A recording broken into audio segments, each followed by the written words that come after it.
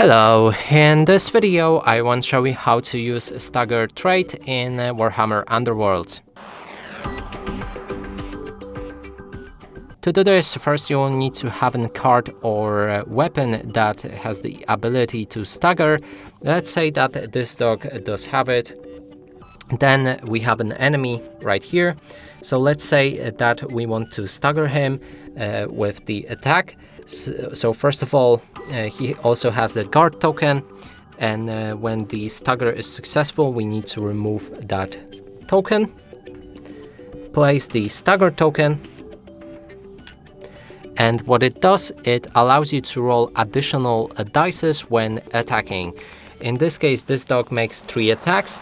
We can take 3 dice and add 1 since this enemy is staggered. And that's it for this video. Hope you like it. Please consider subscribing to our channel, leave a like and a comment below.